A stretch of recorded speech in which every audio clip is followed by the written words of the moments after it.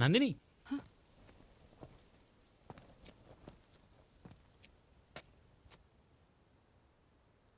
నిన్ను చంపాలని చూసిన వాళ్ళని ఆల్రెడీ పోలీసులు అరెస్ట్ చేశారు. ఎలా? నువ్వు మంచిదాని నందిని, దేవుడు నీకంతా మంచిగా చేస్తాడు.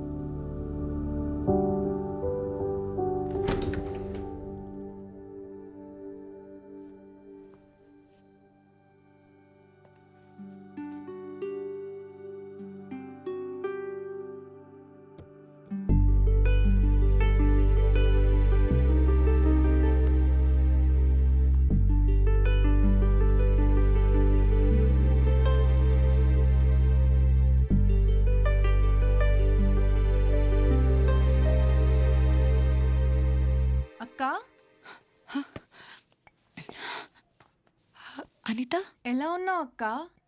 నేను బాగున్నాను. నువ్వెప్పుడొచ్చావు? ఇప్పుడే వచ్చాను. నువ్వు చాలా మారిపోయావు. నిజానికి నేను నీకు సారీ చెప్పాలి. ఆ రోజు నేను ప్రామిస్ చేశాను కదా నీ ఫీజు కడతానని. పర్లేదక్క, నేను జాబ్ చేస్తున్నా ఇప్పుడు TCSలో.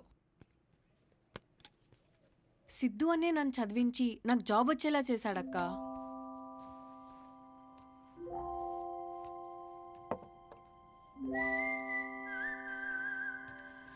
సరే అక్క, నాకు ఆఫీస్కి టైం అవుతుంది. నీకే హెల్ప్ కావాలన్నా నన్ను అడుగు, సరేనా? మర్చిపోకు.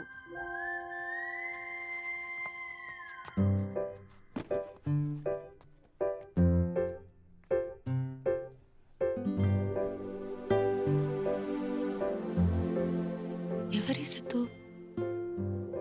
అసలు తనెందుకు ఫీజు కట్టాడు?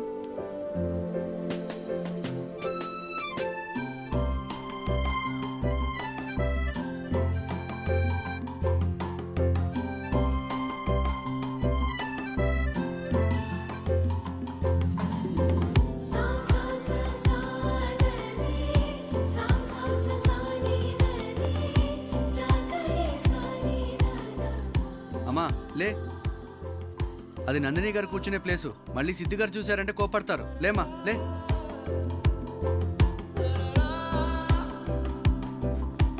అన్నా, ఇక్కడ ఒక పోస్ట్ బాక్స్ ఉండేది, ఏమైంది? ఓ లెటర్ అమ్మా, నువ్వా? ఇంకెక్కడ పోస్ట్ బాక్స్, ఎప్పుడో తీసి వాడేసిరుగా.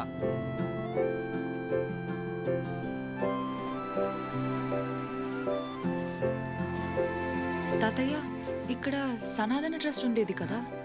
సనాతన ట్రస్టా? అనాథ పిల్లలు ఆశ్రమం. అమ్మా, చాలని స్థలంలో ఆ పిల్లలందరూ చాలా కాలం గిండే ఉన్నారమ్మా. సిద్ధు అని ఎవరో వచ్చి ఆ పిల్లలందరినీ తీసుకుపోయి ఆ కొత్త బిల్డింగ్ లో పెట్టిండమ్మా. సిద్ధు ఎక్కడ?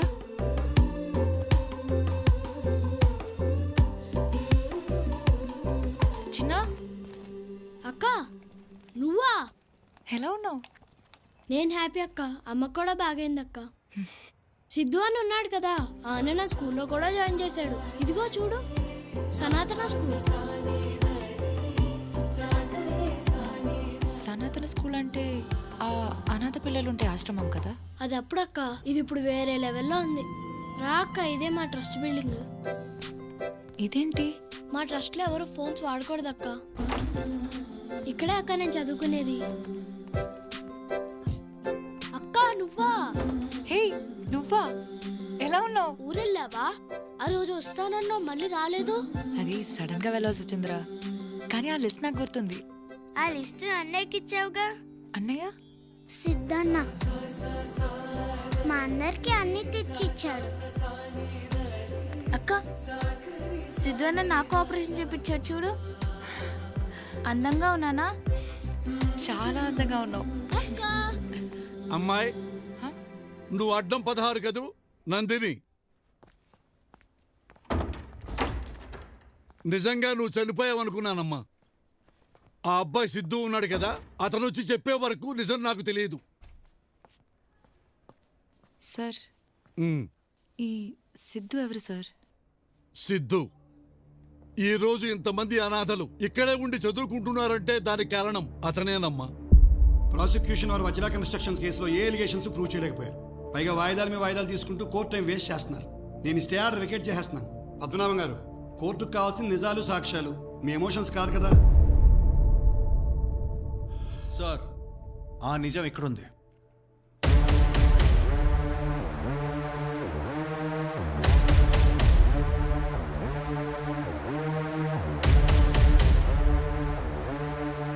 ఏముందా ఆ కవర్లో? Building papers sir. With your permission Talwar garu 2 questions అడగొచ్చా సార్? సివిలియన్కి ఎలా పర్మిషన్ ఇస్తారు సార్ క్రాస్ ఎగ్జామిన్ చేయడానికి? జడ్జి నేనయ్యా. ఇంకా 10 నిమిషాలు టైం ఉంది కదా, నువ్వు అడగవయ్యా. Thank you sir. Talwar garu hi. మీ కంపెనీ ఎప్పుడు పెట్టారు sir? 1993 Vajra constructions. Bombay, Pune, Hyderabad, Delhi, you name it, మా వెంచర్స్ అన్ని చోట్ల ఉన్నాయి. మీరు ఈ ట్రస్ట్ ల్యాండ్ ఎప్పుడు కొన్నారు? 2018. 2018 అంటే బాబాగారు చనిపోయిన తర్వాతేగా? Of course yes. వాళ్ళ తమ్ముడు వచ్చి ప్రపోజల్ పెడితే మేము కొన్నాం. సో మీరు 2018లోనే ఈ ల్యాండ్ కొన్నారు? 2018 ఫిబ్రవరి. ఆ ల్యాండ్ అక్కడ మీకు ఎలా తెలుసండి? It's a prime property. We enquired it and we bought it. So అంతకుముందు మీకు బాబాజీ గారు ఎవరో తెలీదు? తెలీదు. ఆ ల్యాండ్ అక్కడ ఉందని తెలీదు? అఫ్ కోర్స్ తెలీదు. మీరు ఆ బిల్డింగ్ కన్స్ట్రక్షన్ ఎప్పుడు స్టార్ట్ చేశారు సార్? Sir please. 2019 మార్చ్ 20 కాదు, ఆ నెక్స్ట్ డే స్టార్ట్ చేసాం. It was an auspicious day. So mister Talwar మీరు 2019లోనే? ఏమయ్యా, నీకు 10 నిమిషాలు టైం ఇచ్చినప్పుడు 1 మినిట్ సార్. మిస్టర్ తల్వార్ 2018 వరకు మీకు అక్కడ ల్యాండ్ ఉన్న విషయం తెలియనప్పుడు 2017లో ఎలా సార్ ప్లాన్ గీయించారు? ఏంటయ్యా నువ్వు అనేది? సార్ ఒక్కసారి ఆ లేఅవుట్లో ఉన్న డేట్ చూడండి సార్. 2017. సార్ ఇదే తల్వార్ గారు నేను ఆయన ఆఫీస్కి వెళ్ళినప్పుడు మీ అందరి దగ్గర ఉన్న 2019 పర్మిషన్ లేఅవుట్ చూపించాను. బాబాజీ గారు చనిపోకముందు 2017లో తీసుకున్న ఈ మ్యాప్ బయటకు వస్తే మొత్తం నిజాలు బయటకు వస్తాయని ఈ మ్యాప్ బయటికి రాకుండా శతవిధాలుగా ట్రై చేశారు సార్.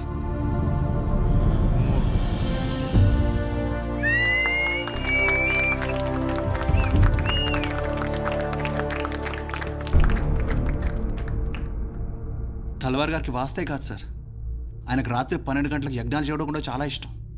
ఓ మహాయజ్ఞంలో బాబాజీ గారే కాకుండా వారితో పాటు 6 చిన్నపిల్లలు కూడా చనిపోయారు సార్. ఆ చిన్నపిల్లల అమ్మానాన్ని తీసుకెళ్ళిపోయి ఒకసారి దేవుడు వాళ్ళకి అన్యాయం చేశాడు సార్.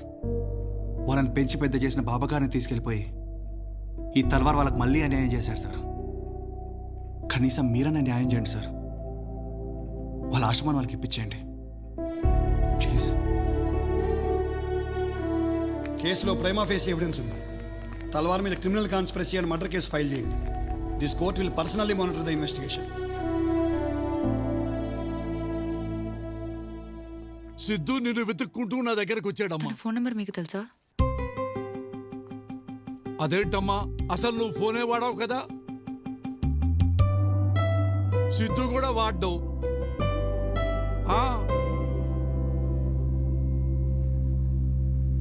మరి ఇదంతా నాకెందుకు చెప్పలేదు?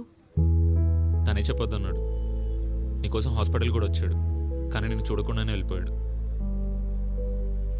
నేను సిద్ధుని కలవాలి. తను ఇప్పుడు ఎక్కడుంటున్నాడో తెలీదు. నేను మీ దగ్గర ఉన్నానని సిద్ధుకి ఎలా తెలుసు?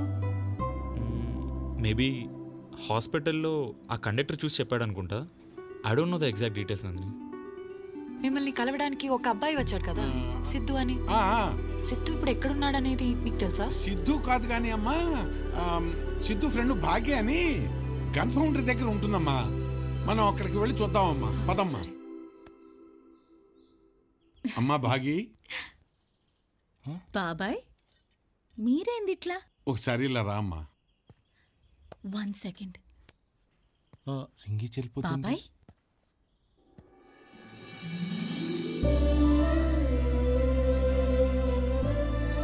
నందిని, నువ్వు నందిని కదా? అవును. నేను నీకెలా తెలుసు? అయ్యో, నువ్వు నాకు తెలియకపోవడం ఏంది? సిద్ధు నువ్వు ఎట్లా ఉంటావని ఎక్స్పెక్ట్ చేసిండు. సేమ్ అట్లనే ఉన్నావు తెలుసా? అమ్మా భాగి, త్వరగా రా. పర్వాలేదులే, ఇది నా రెండోదే. బాగి ముహూర్తానికి లేట్ అవుతుంది. నా ఫియోన్సే, పర్వాలే, ఆని కూడా రెండోదేలే. నందిని, సిద్ధు సిద్ధు సిద్ధు అంటే ఎవరని చెప్పాలి?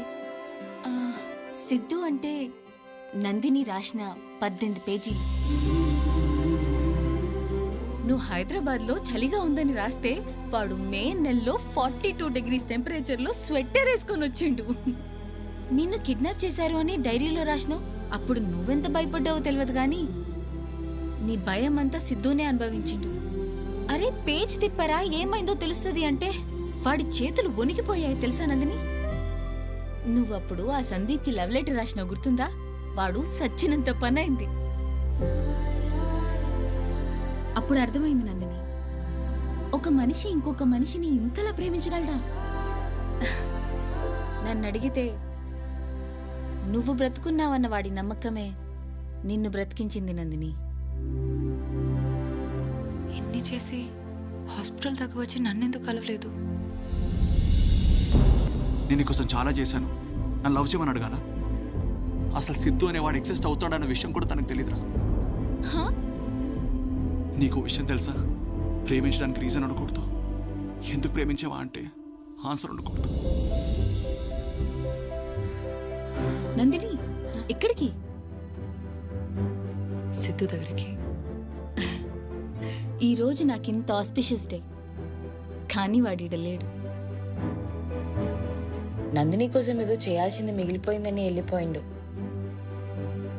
వాడెక్కడ పోయిండో ఎవ్వరికి తెలీదు. నాకు తెలుసు. అమ్మ నాన్న సంవత్సరికం దగ్గరికి వస్తుంది.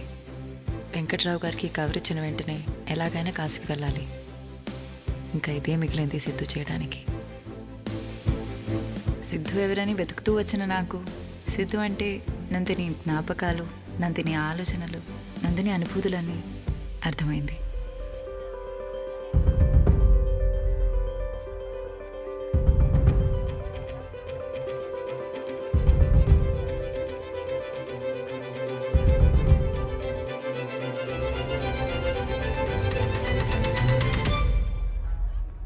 సిద్ధు, ఒక నిమిషం లైన్లో ఉండు.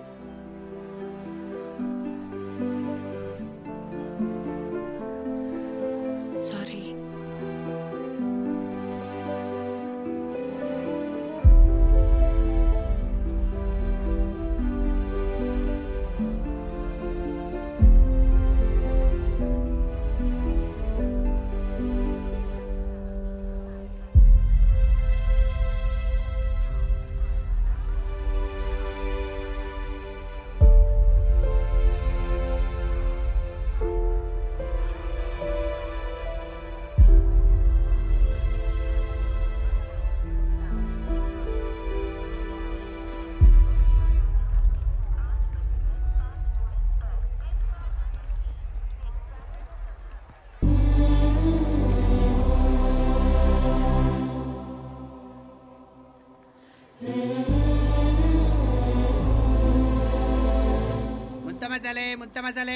మేడం ముంత మసాలా భయ్యా, సార్. ఒక మసాలా. Okay sir. అలా కాదు, ఆ? నిమ్మరసం 2 చుక్కలు.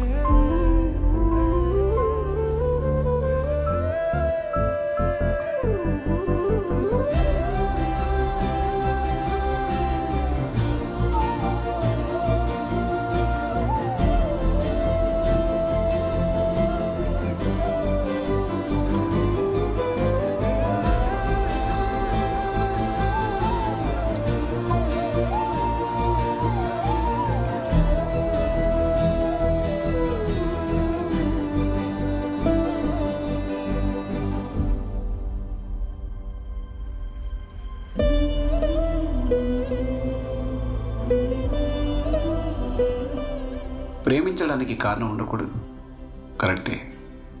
కానీ ఒక మంచి కారణం వల్ల పుట్టిన ఇంత గొప్ప ప్రేమని ఎలా కాదనగలం?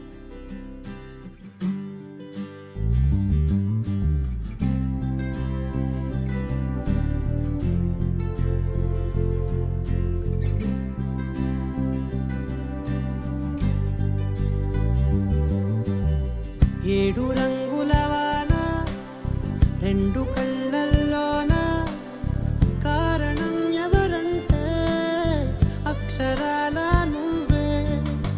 ఇన్ని నాళ్ళుగా ఉన్నా ఇప్పుడే పుడుతున్నా కారణం ఎవరంటే ఖచ్చితంగా